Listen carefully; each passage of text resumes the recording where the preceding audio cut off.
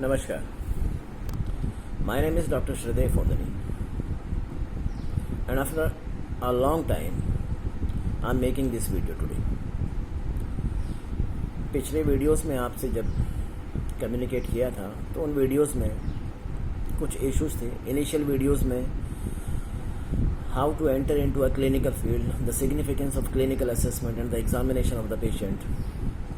इन दो सब्जेक्ट्स पर वीडियो बनाया था. उसके बाद कुछ वीडियोस जो करंट सिचुएशन चल रही है उस पर बनाया. आज आपके सामने ये वीडियो लेकर आया हूँ और इसमें बहुत ज़्यादा मेडिकल या सर्जिकल एस्पेक्ट के बारे में डिस्कस नहीं करूँगा. मैं आप सभी से यही कहूँगा कि हम सभी एक सिचुएशन से गुजर रहे हैं. इस सिचुएशन को हम सभी ने अलग अलग तरीके से रिस्पॉन्ड किया है.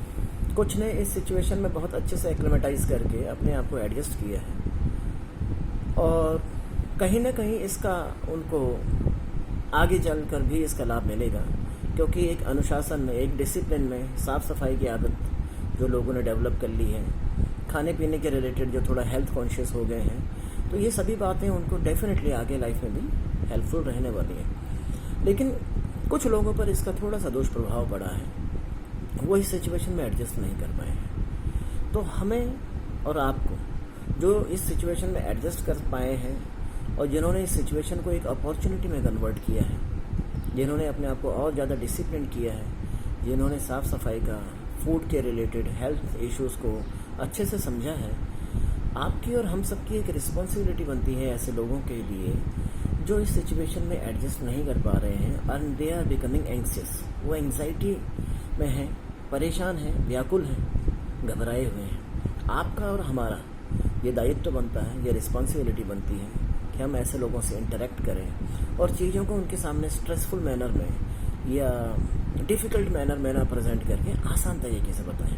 बहुत आसान है, कुछ भी कठिन नहीं है. देखिए, आज जब मैंने सबसे पहला वीडियो बनाया था तो वो मार्च था. आज अक्टूबर एंड में हम हैं और आज मैं आपके सामने ये अपना अगला वीडियो लेकर आया हूँ. क्या हुआ है? हम सभी इस सिचुएशन के थ्रू गुजरे हैं, सक्सेसफुली गुजरे हैं और कुछ महीनों की बात और है, virtually the human race will come out of this. तो हमने उनके साथ यही चीज़ें बतानी है कि इतना कठिन नहीं है.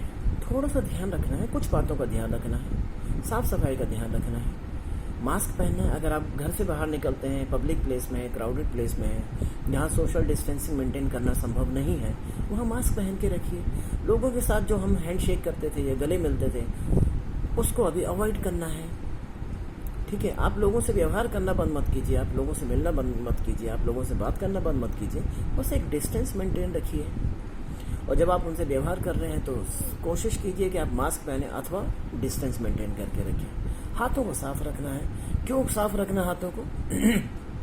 ऐसा नहीं कि आप घर में बैठे हुए और आप हर 1 घंटे में जाके हाथ धो रहे हैं. ऐसा इस तरह से भी मैं नहीं कह रहा हूँ.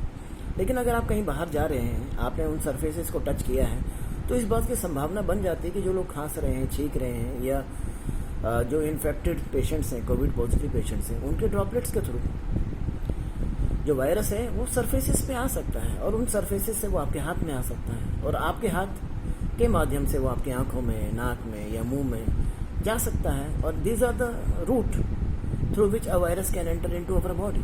तो हमें इन छोटी छोटी बातों का ध्यान रखना है. हाथ साफ रखना है.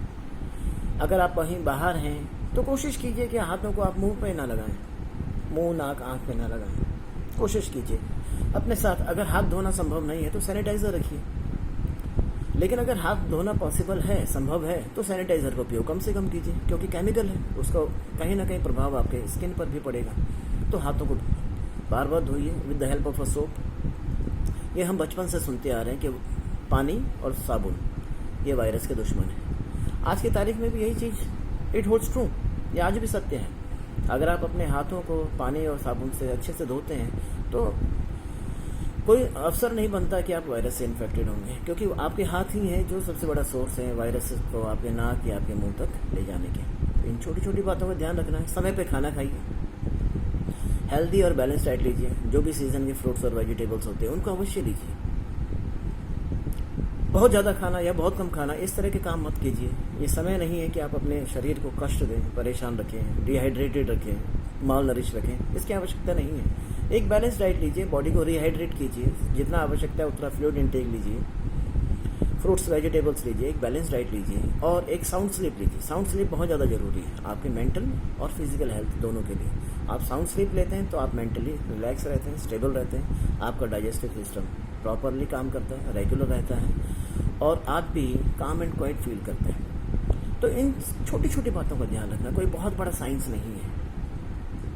आयुर्वेद है चाहे मॉडर्न है, सभी अपनी तरफ से एफर्ट्स कर रहे हैं, सभी लोग कोशिश कर रहे हैं, या होम्योपैथी है, सभी लोग कोशिश कर रहे हैं कि इस सिचुएशन में कुछ ना कुछ अपनी तरफ से कंट्रीब्यूट करें और ह्यूमन रेस को, ह्यूमन सोसाइटी को अपनी तरफ से एक सपोर्ट सिस्टम दे सकें। तो हमें ना तो किसी को क्रिटिसाइज करना है और ना किसी को ब्लाइंडली फॉलो करना है। जैसे जैसे आपके सामने रिपोर्ट्स आ रही हैं आप उनको फॉलो कीजिए। ICMR की रिपोर्ट्स हैं, WHO की रिकमेंडेशन है, हेल्थ मिनिस्ट्री के रिकमेंडेशन है, वो टाइम पे हमें चीज़ें बता रहे हैं। और ये एक अच्छी बात है कि अब धीरे धीरे केसेस कम हो रहे हैं, नंबर ऑफ टेस्ट बढ़ रहे हैं, लेकिन नंबर ऑफ पॉजिटिव केसेस कम हो रहे हैं। तो that is a positive sign कि अगले कुछ महीनों में हम इस सिचुएशन से बाहर आ जाएंगे। तो अपना ध्यान रखिए, अपने स्वास्थ्य का ध्यान रखिए, अपने लोगों का ध्यान रखिए, लोगों को लापरवाही करने से रोकिए। फेस्टिवल सीजन है, फेस्टिवल अवश्य मनाएं। फेस्टिवल मनाने का अर्थ लापरवाह होना नहीं है। हम हमेशा ही अपना ध्यान रख सकते हैं, ये हमें सीखना है और ये हमारे लिए एक बहुत अच्छा ट्रेनिंग है। आने वाले समय में अगर कभी भी कुछ इस तरह की आपदा हमारे ऊपर आती है तो हम तो पहले से ट्रेंड हैं, हम तो पहले से जानते हैं कि हमने कैसे बिहेव करना है, कैसे रिएक्ट करना है। तो ये एक तरह से हमारे लिए अच्छा ही है। तो आप सभी को आने वाले त्योहारों की बहुत बहुत शुभकामनाएं। अपना ध्यान रखें, अपनों का ध्यान रखें, स्वस्थ रहें, प्रसन्न रहें। नमस्कार।